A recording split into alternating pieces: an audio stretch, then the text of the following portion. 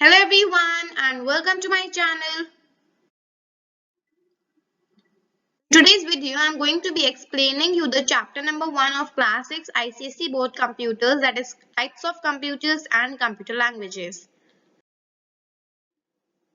Before starting मैं आप लोगों को ये बताना चाहूंगी कि जो ये चैप्टर है इसका ये पार्ट 2 की वीडियो है। पार्ट 1 मैं ऑलरेडी पढ़ा चुकी हूँ जिसमें मैंने आपको डिटेल एक्सप्लेन कराया हुआ है टाइप्स ऑफ कंप्यूटर्स। तो अगर आपने टाइप्स ऑफ कंप्यूटर्स की डिटेल एक्सप्लेनेशन वीडियो नहीं देखी तो आपकी स्क्रीन पर एक लिंक आ रहा होगा, उसको क्लिक करके आप टाइप्स ऑफ कंप्यूटर्स की वीडियो देख सकते हैं। तो आज की इस वीडियो में हम लोग पढ़ने वाले हैं कंप्यूटर लैंग्वेजेस के बारे में, और आपका बाकी का जितना भी चैप्टर बचेगा मैं एक नेक्स्ट सेपरेट वीडियो पार्ट 3 बनाकर आपको एक्सप्लेन कर दूंगी। इस चैप्टर के अगर आपको नोट्स चाहिए तो वो आपको मेरी फेसबुक पेज से मिल जाएंगे, जो कि मैंने अभी डाला नहीं, but I will upload after completing the whole chapter explanation on my YouTube channel. तो हम लोग स्टार्ट करेंगे इस टॉपिक के इंट्रोडक्शन से। The set of instructions we give to a computer to complete a task is called a program, and thus computer languages are also known as programming languages. जो instructions का set हम एक computer को देते हैं किसी task को complete करने के लिए, तो जो सेट ऑफ इंस्ट्रक्शंस हम दे रहे हैं उसे हम कहते हैं प्रोग्राम। और इसी वजह से जो कंप्यूटर लैंग्वेजेस हैं उनका जो सेकेंड नेम है उनको हम और कहते हैं programming languages.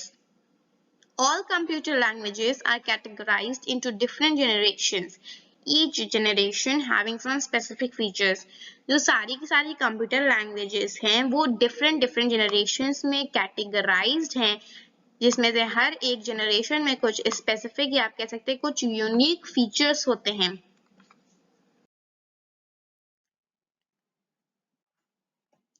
We all need a language to communicate with one another. Similarly, in order to communicate with a computer, we need a language that is understandable by the computer.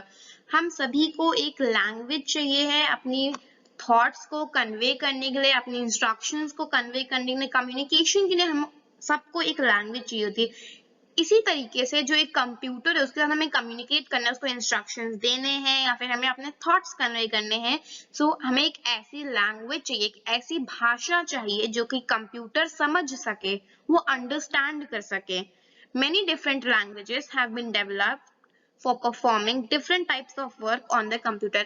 बहुत सारी different अलग अलग languages develop करी जा चुकी हैं ताकि जो कंप्यूटर है उस पे डिफरेंट अलग अलग टाइप के वर्क करे जा सके, अलग अलग टाइप के काम करे जा सके, इसलिए बहुत सारी डिफरेंट लैंग्वेजेस डेवलप करी जा चुकी हैं।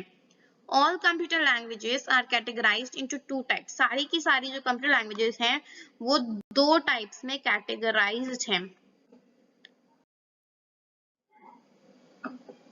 Types of computer languages, computer languages के प्रकार। The types of computer languages are the two types. दो टाइप की कंप्यूटर लैंग्वेज होती हैं, जो एक पहली है लो लेवल लैंग्वेज और जो दूसरी है वो है हाई लेवल लैंग्वेज। सबसे पहले हम लोग डिस्कस करते हैं लो लेवल लैंग्वेज के बारे में। The computer does not understand the instructions in English or any other language that we use to communicate with each other. हमें अगर किसी से बात करनी होती है, अपने थॉट्स को कन्वे करना होता है, हमें कम्युनिकेट करना होता है, तो हम इंस्ट्रक्शंस या तो इंग्लिश में देते हैं फिर किसी और लैंग्वेज में देते हैं। बट जो कंप्यूटर है वो ये वाली लैंग्वेज नहीं समझता, वो इंग्लिश नहीं समझता, वो कोई और लैंग्वेज नहीं समझता जो हम यूज करते हैं। It only understands instructions in low level languages और 0 and 1। वो सिर्फ और सिर्फ जो इंस्ट्रक्शंस हैं वो लो लेवल लैंग्वेज में समझता है, या फिर आप कह सकते हैं 0 and 1 में समझता है। तो हो सकता है मे बी आपने क्लास 4th या 5th में पढ़ा होगा बाइनरी डिजिट्स के बारे में, तो बाइनरी डिजिट्स ही होते हैं 0 and 1। नहीं पढ़ा तो कोई इश्यू नहीं है, मैं ऐसी एडिशनल इंफॉर्मेशन के लिए बता दे रही हूँ, बाइनरी डिजिट्स ही 0 and 1 होते हैं। Main function of a low-level language is to operate, manage and manipulate the hardware and system components. जो लो लेवल लैंग्वेज का मेन फंक्शन है, मेन फंक्शन मतलब जो मेन काम है वो क्या है? हार्डवेयर। हार्डवेयर आप सबको पता है, जो कंप्यूटर का पार्ट हम टच कर सकते हैं बाहर से, जैसे कीबोर्ड, माउस एंड ऑल, हम अपनी स्क्रीन जो होती है मॉनिटर हम उसको टच कर सकते हैं, तो ये सब हार्डवेयर हो गए। तो जो ये हार्डवेयर और जो सिस्टम जैसे सीपीयू के अंदर का जो है पार्ट्स, कंपोनेंट्स, उन सब को ऑपरेट करना, यानी ऑपरेट मींस उसको वर्क करवाना, मैनेज करना और मैनिपुलेट करना। मैनिपुलेट मींस कंट्रोल करना, उसको हैंडल करना, ठीक है, कंट्रोल करना। मैं यहाँ पे लिख दे रही हूँ, I am writing it, control करना किसका काम होता है? लो लेवल लैंग्वेज का। तो आगे बढ़ते हैं लो लेवल लैंग्वेज में। Low level languages are divided into two groups, namely machine language and assembly language. जो लो लेवल लैंग्वेज है वो दो ग्रुप्स में डिवाइडेड है। फर्स्ट ग्रुप है मशीन लैंग्वेज और सेकंड ग्रुप है वो है असेंबली लैंग्वेज। तो जैसा कि अभी हमने पढ़ा कि जो कंप्यूटर लैंग्वेजेस हैं वो दो टाइप्स में डिवाइडेड है। कंप्यूटर लैंग्वेजेस दो पार्ट्स में डिवाइडेड है, जिसमें से जो फर्स्ट पार्ट है वो है लो लेवल लैंग्वेज और जो सेकंड है वो है हाई लेवल लैंग्वेज। तो जो लो लेवल लैंग्वेज है वो अपने आप में ही दो ग्रुप्स में डिवाइडेड है। जैसा कि अभी हमने पढ़ा कि जो दो पार्ट्स में लो लेवल लैंग्वेज डिवाइडेड है वो होती है मशीन लैंग्वेज और असेंबली लैंग्वेज। तो अब हम लोग डिटेल में पढ़ने वाले हैं मशीन लैंग्वेज के बारे में। Is a first generation language developed for communicating with the computer. It is written in the form of digits 0 and 1. तो जैसा कि अभी हमने इंट्रोडक्शन में पढ़ा था कि जो कंप्यूटर लैंग्वेजेस हैं वो डिफरेंट जनरेशंस के अकॉर्डिंगली डेवलप करी गई हैं। तो उसमें जो फर्स्ट जनरेशन लैंग्वेज है उसकी जो फर्स्ट जनरेशन लैंग्वेज है वो है मशीन लैंग्वेज, जो कि डेवलप करी गई है ताकि हम कंप्यूटर के साथ कम्युनिकेट कर सकें, अपने थॉट्स, अपने इंस्ट्रक्शंस को कन्वे कर सकें। It is written in the form of digit 0 and 1। 0 and 1 जो डिजिट्स हैं उसके फॉर्म में मशीन लैंग्वेज लिखी गई है या हम लिखते हैं। Is the only language that is directly understood by the computer system. यही केवल एक ऐसी लैंग्वेज है जो कि कंप्यूटर सिस्टम डायरेक्टली समझते हैं, यानी इसको किसी भी सॉफ्टवेयर, किसी भी अलग सॉफ्टवेयर की जरूरत नहीं होती है बात समझने के लिए, जो कि हम मशीन लैंग्वेज में लिखते हैं। मैंने यहाँ पे लगा दिया सॉफ्टवेयर क्रॉस, जिसका मतलब है सॉफ्टवेयर की जरूरत नहीं होती है। Machine language instructions are machine dependent. Machine language के जो इंस्ट्रक्शंस है वो मशीन डिपेंडेंट है ना। मशीन डिपेंडेंट क्या होता है?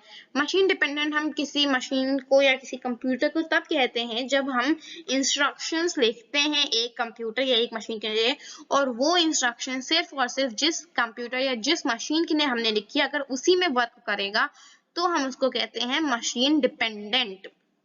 मैं एक बार मशीन डिपेंडेंट की आपको इंग्लिश में डेफिनेशन बता देती हूँ। Machine dependent means that it runs और is built for a specific computer or machine. If it works on one computer, then it will work only on that computer properly.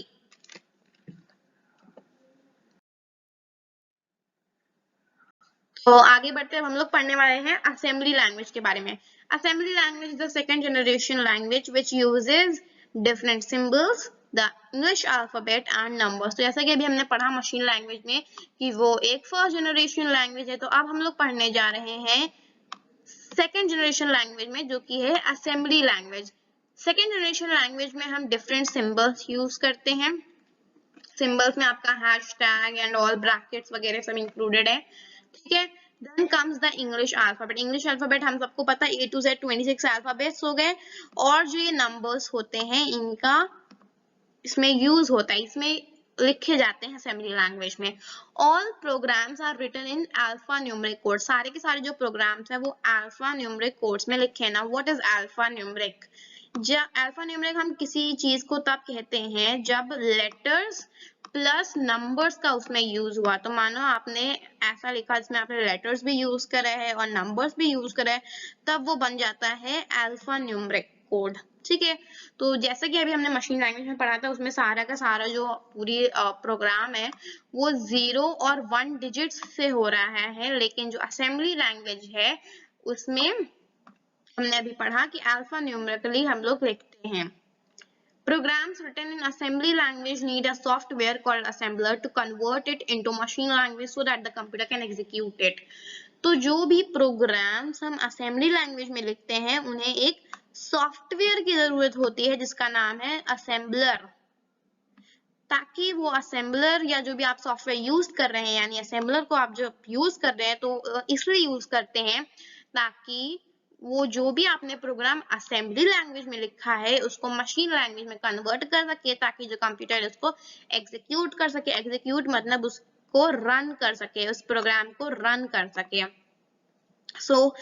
Machine language और assembly language का जो main difference है वो यही होता है कि जो दो मेन डिफरेंस है। पहला जो मेन डिफरेंस है वो ये है कि मशीन लैंग्वेज में जो भी आप प्रोग्राम्स लिखते हैं वो केवल 0 एंड 1 डिजिट्स से ही आप लिखते हैं, और जो असेंबली लैंग्वेज है उसमें हम different symbols, English alphabet and numbers का यूज कर रहे हैं। आप इन शॉर्ट कह सकते हो अल्फा न्यूमेरिक कोड्स के फॉर्म में हम लिखते हैं। और जो सेकंड डिफरेंस, जो मेन डिफरेंस है मशीन लैंग्वेज और असेंबली लैंग्वेज में, वो ये है कि जो मशीन लैंग्वेज है उसमें हमें किसी भी सॉफ्टवेयर की जरूरत नहीं पड़ती ताकि कंप्यूटर उसको समझ सके। बट जो असेंबली लैंग्वेज है, असेंबली लैंग्वेज में एक सॉफ्टवेयर की जरूरत पड़ती है, जैसे कि हमने अभी पढ़ा है, असेंबलर की जरूरत पड़ती है ताकि कंप्यूटर उसको एग्जीक्यूट कर सके जब वो मशीन लैंग्वेज में कन्वर्ट करते हैं। तो आगे बढ़ते हैं हाई लेवल लैंग्वेजेस में। अभी तक हम पढ़ चुके हैं मशीन लैंग्वेज के बारे में। मशीन लैंग्वेज जो कि एक फर्स्ट जनरेशन लैंग्वेज, और फिर सेकेंडली हम लोग पढ़ चुके हैं असेंबली लैंग्वेज के बारे में, जो कि दोनों के दोनों मशीन लैंग्वेज और असेंबली लैंग्वेज आते हैं लो लेवल लैंग्वेजेस की कैटेगरी में। मतलब अब हम इन दोनों को कंप्लीट कर चुके हैं। इसका मतलब है हम लो लेवल लैंग्वेजेस पूरा हमें आ गया है। अब हम लोग पढ़ने जा रहे हैं हाई लेवल लैंग्वेजेस में। तो अभी जो हमने पढ़ा machine language first generation language थी, असेंबली लैंग्वेज सेकंड जनरेशन थी। उसके बाद आती है हाई लेवल लैंग्वेजेस जिनका डेवलपमेंट ही थर्ड जनरेशन लैंग्वेज से स्टार्ट होता है। Start from development of third generation languages. जो हाई लेवल लैंग्वेजेस हैं वो थर्ड जनरेशन लैंग्वेज की डेवलपमेंट से स्टार्ट होती हैं। Main purpose is to use English.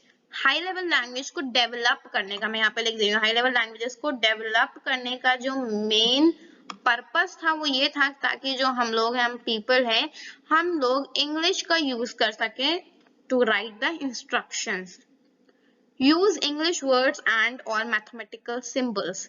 इसमें जो हाई लेवल लैंग्वेज है उसमें हम लोग क्या क्या यूज करते हैं फॉर राइटिंग द इंस्ट्रक्शंस और द प्रोग्राम। हम यूज करते हैं इंग्लिश वर्ड्स का, और या फिर ऑप्शनल है मैथमेटिकल सिंबल्स। हो सकता है आप यूज कर रहे हैं, हो सकता है आप नहीं कर रहे हैं, इसीलिए यहाँ पे लिखा गया एंड स्लैश और मैथमेटिकल सिंबल्स। तो हम इंग्लिश वर्ड्स और या फिर मैथमेटिकल सिंबल्स का यूज करते हैं to write the high level language. Require software called language translators. अभी हमने असेंबली लैंग्वेज में पढ़ा कि इसमें एक सॉफ्टवेयर की जरूरत होती है जिसको हम कहते हैं असेंबलर।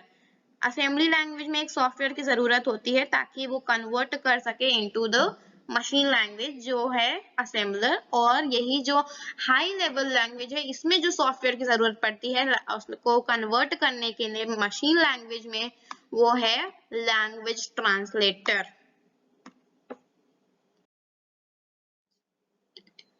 जो हाई लेवल लैंग्वेज है वो भी दो पार्ट में डिवाइडेड है। फर्स्ट पार्ट है वो है third generation language, first category आती है थर्ड जनरेशन लैंग्वेज, और जो फोर्थ कैटेगरी है वो है फोर्थ जनरेशन लैंग्वेज। तो अब हम डिटेल में पढ़ते हैं थर्ड जनरेशन लैंग्वेज के बारे में। Also known as 3GL। जो थर्ड जनरेशन लैंग्वेज है उसको हम 3GL भी कहते हैं। 3GL में हमेशा दो बात याद रखना। पहली बात, GL जो है वो हमेशा कैपिटल होगा, स्मॉल लिखोगे तो वो गलत हो जाएगा, इट विल बी रॉन्ग। और 3GL का शॉर्ट फॉर्म है ये। इसको याद करने का सिंपल ट्रिक बता रही हूँ मैं। ट्रिक ये है कि जैसे थर्ड का आपने 3 ले लिया और जी का जनरेशन का G ले लिया और लैंग्वेज का L ले लिया, तो बन जाता है आपका शॉर्ट फॉर्म 3GL। आगे बढ़ते हैं। Instructions written using the English alphabet, mathematical symbols etcetera. Third generation language में जो कि इंस्ट्रक्शंस लिखे जाते हैं वो इंग्लिश अल्फाबेट को यूज करके लिखे जाते हैं, साथ ही साथ मैथमेटिकल सिंबल्स एक्सेट्रा को यूज करके हम थर्ड जनरेशन लैंग्वेज में इंस्ट्रक्शंस लिखते हैं। इजी टू अंडरस्टैंड, ये इजी टू अंडरस्टैंड होते हैं, यानी वो आसानी से समझ में आ जाते हैं as compare to the assembly language और जितनी भी लैंग्वेज हम पहले पढ़ चुके हैं। Same instructions can be used in different computers. जो इंस्ट्रक्शंस हम एक कंप्यूटर के लिए लिखते हैं, एक मशीन के लिए लिखते हैं, वही हम दूसरी कंप्यूटर या दूसरी मशीन में यूज कर सकते हैं। सेम इंस्ट्रक्शंस यूज किए जा सकते हैं। तो इसके लिए हमने पढ़ा था कि अगर हमने मशीन लैंग्वेज और असेंबली लैंग्वेज में पढ़ा है कि जो आप इंस्ट्रक्शंस एक कंप्यूटर के लिए या एक मशीन के लिए लिखते हो, वो क्या होते हैं, मशीन डिपेंडेंट होते हैं, वो दूसरे में वर्क नहीं करेंगे। तो यहाँ पर तो वर्क कर रहे हैं, तो यहाँ पे क्या नाम हम दे सकते हैं, जो करेक्ट नेम हम यहाँ पे दे सकते हैं वो ये है, मशीन इंडिपेंडेंट। अगर आपको ये नहीं लिखना है कि same instructions use different computers में यूज हो सकते हैं, तो आप ये भी लिख सकते हैं कि जो थर्ड जनरेशन लैंग्वेज है उसमें जो इंस्ट्रक्शंस हैं वो मशीन डिपेंडेंट इंडिपेंडेंट होते हैं। इसमें इंडिपेंडेंट है, और जो असेंबली लैंग्वेज और मशीन लैंग्वेज है वो उसमें मशीन डिपेंडेंट होते हैं instructions. Needs language translators to convert instructions into machine language. Third generation language में भी हमें लैंग्वेज ट्रांसलेटर की जरूरत होती है ताकि जो इंस्ट्रक्शंस है उसको मशीन लैंग्वेज में कन्वर्ट करा जा सके, so that the computer can run the instructions. Example है इसके सी, पाइथन, जावा।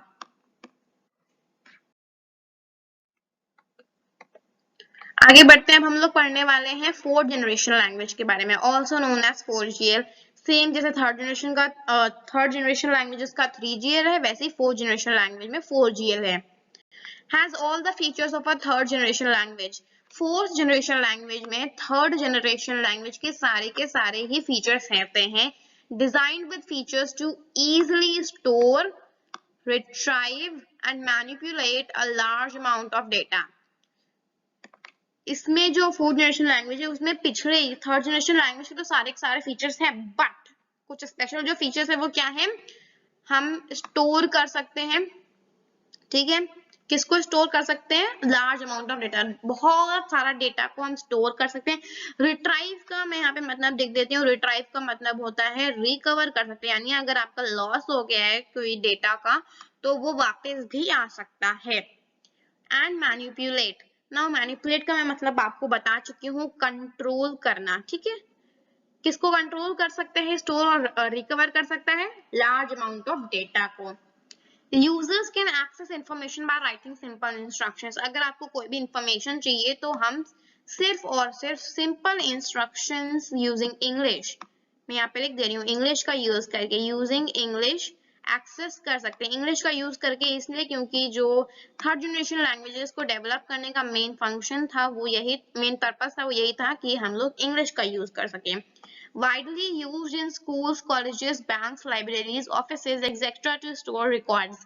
ये कहाँ यूज किए जाते हैं, वाइडली यानी मोस्ट पॉपुलर होते हैं फोर्थ जनरेशन लैंग्वेज, स्कूल्स में, कॉलेजेस में, बैंक्स में, libraries, offices, etcetera etcetera. Etcetera में वो जगह आती हैं स्कूल, कॉलेज, बैंक्स और लाइब्रेरी, ऑफिस के अलावा जहाँ पे रिकॉर्ड्स को स्टोर करना होता है।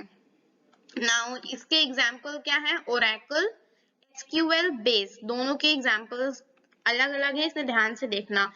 जो थर्ड जनरेशन लैंग्वेज में है उसके हमने एग्जाम्पल पढ़े थे सी, पाइथन और जावा, और जो फोर्थ जनरेशन लैंग्वेज उसके एग्जाम्पल होते हैं ओरेकल, SQL और base. If this video was helpful for you, then please like and share my video with your friends, and also don't forget to subscribe my channel. Before ending this video, I would like to tell you all कि आपको अगर notes access करने हैं तो आपको जो मेरा Facebook page से आप access कर सकते हैं इस chapter के notes। जल्दी ही मैं part 3 भी इसका बना के upload कर दूंगी, so that आपका ये chapter complete हो जाए। part 3 में मैं पूरा जो भी बचा आपका compiler, interpreter और mobile computing devices etcetera etcetera वो सब मैं आपको कवर करवा दूंगी नेक्स्ट वीडियो में, जो कि एक पार्ट 3 होगी इस चैप्टर की। So bye bye and take care, and now I will meet you in my next video. Thanks for watching, bye bye.